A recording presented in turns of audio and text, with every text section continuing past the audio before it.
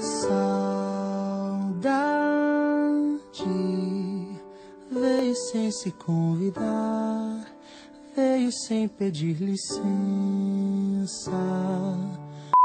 Tá, galera, nem deu tempo de sentir saudade. Pois é, tamo de volta, novo trimestre, nova lição, cenário novo. E aí, o que acharam? Legal, né? Top, ó.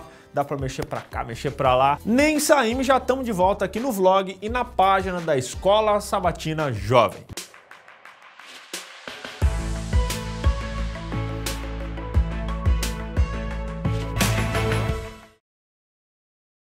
Semana passada estávamos estudando sobre Pedro e agora sobre Paulo. Pois é, não confunda, um é Pedro, outro é Paulo, mas é tudo farinha do mesmo saco. Nesse próximo trimestre a gente vai estudar juntos a lição de um dos livros mais bacanas da Bíblia, o livro de Gálatas. E aí, tá preparado para mais uma jornada pela Bíblia? Não sou capaz de opinar.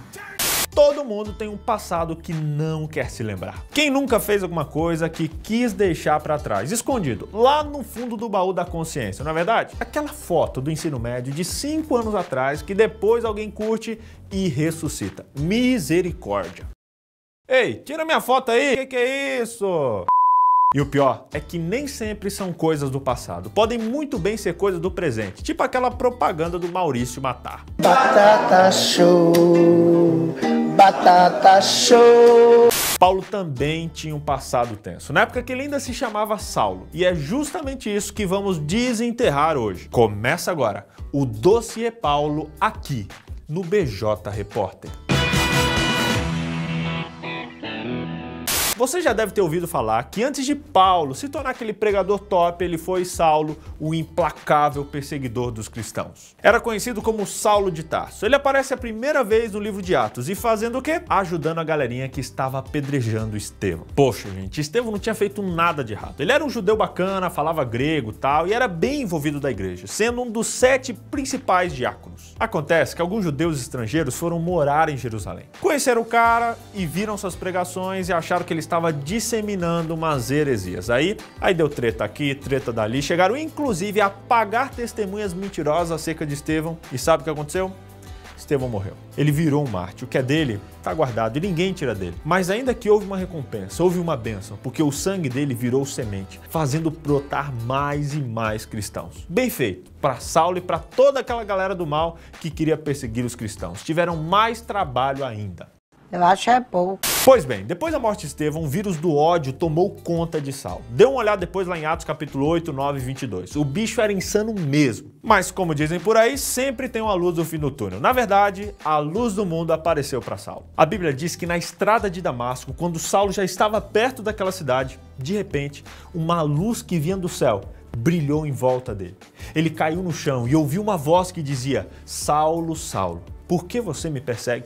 Quem é o Senhor? Perguntou ele, e a voz respondeu: Eu sou Jesus, aquele a quem você persegue. Mas levante-se, entre na cidade, e ali o dirão o que fazer. Saulo se levantou do chão, abriu os olhos, mas não podia ver nada. Então, eles o pegaram pela mão e o levaram até Damasco. Lá, ele ficou 3 dias sem poder ver e durante esses dias não comeu e nem bebeu nada. Nada como um clarão na vida para fazer você repensar as besteiras que fez. Pois é, nada também como um jejum, né? Pra gente clarear as ideias, limpar a cabeça. História massa, né? Tão incrível que muita gente não acreditou nessa conversão. Mas depois de encontrar Jesus, literalmente, Saulo não conseguiu mais ver as coisas da mesma maneira.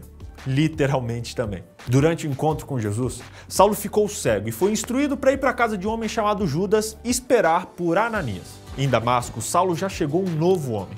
Um homem que pensa, um homem que reflete e então recomeça. Agora, imagine a cabeça de Ananias, entender uma mudança dessas diante de si, um grande mal e falado inimigo, agora ali, convertido. Mas Deus deu uma visão para Ananias. Talvez justamente porque nada menos do que isso teria convencido o cara. E a própria igreja cristã levou anos para aceitar essa tal conversão. Não adianta, gente. O ser humano, ele é teimoso por natureza.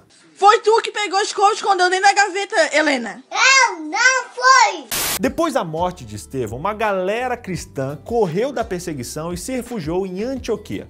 Antioquia era uma das cidades mais tops da região. A cidade era a capital da província romana da Síria, era uma megalópolis. A cidade é uma ferida incrustada na crosta terrestre.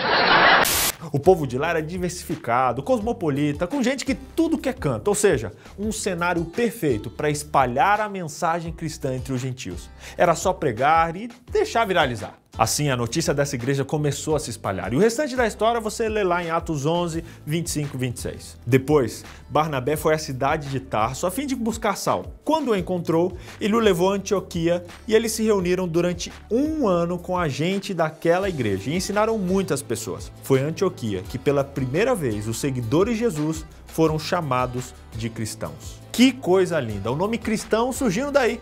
Embora a religião já estivesse se tornando uma febre e tal, é lindo ver nascer uma dupla evangelística tão fera como foi essa. Uma dobradinha evangelística de missionários que certamente seriam muito influentes para o engatinhar dessa igreja. Legal! Bem louco! Mas pasmem, nem tudo era flores, a não ser as flores, é claro. Onde tem gente, tem treta, e na igreja primitiva rolou altas doses de orgulho, raiva, soberba e fofoca. A igreja ficou dividida. Nem todo mundo estava feliz com aquele tanto de gentio entrando na igreja. Ah, não, vai corromper a igreja. Ah, foi uma maçã podre, estraga as outras. Ah, o povo de Deus tem que se separar do mundo. Que coisa é essa, gente? Coisa que só acontecia lá no passado. É ou não é? Alguns entendiam que a fé de Jesus não era suficiente como algo que caracterizasse o cristão. Tinha que rolar a fé nos mandamentos de Moisés. Lembra lá da Torá? Pois é claro. Tinha que rolar a tal circuncisão. Circuncisão, o ato de cortar o prepúcio, a pele que cobre o piu-piu dos homens. Ai, que coisa! E mesmo o Concílio de Jerusalém, lá em Atos 15, tendo dado razão para Paulo quanto à circuncisão, a polêmica continuou, a treta continuou. Tanto é que 7 anos depois disso, ainda tinha uma galera duvidando da seriedade do ministério de Paulo. Afinal, como ele podia ser tão liberal a ponto de liberar a não circuncisão e receber essa gentinha incircuncisa na igreja? Meus amigos, gente assim tem aos montes ainda hoje. Gente que tem tudo para viver no equilíbrio do amor e da lei, mas consegue viver para plantar treta, ódio, onde quer que vão. Gente que não consegue sair da igreja para viver a missão porque só sabe ficar no quintal da igreja e pregar para crente de casa. E sabe por que faz isso? Porque olha para os irmãos o tempo todo e olha para ver defeito. Gente que quer pregar para todo mundo, mas não quer receber ninguém. Vivem fazendo comentários maldosos nos vídeos que os irmãos postam, vivem semeando intrigas nas timelines da vida, vivem pelos cantos das igrejas, fazendo fofocas, gerando intrigas e fazendo bullying espiritual. Gente que zela pela lei, mas faz isso com sangue nos olhos. Perseguidores modernos. Os convites para os Saulos e Saulas da Igreja de Deus são: 1. Não seja um perseguidor da verdade. 2. Converta-se pela e para a verdade. 3. Vá para a rua da sua cidade pregar aos não cristãos. Converta o seu coração e seja um megafone da verdade. Talvez Deus esteja te chamando para deixar de ser Saulo e de uma vez por todas virar Paulo. Aquele abraço e até semana que vem.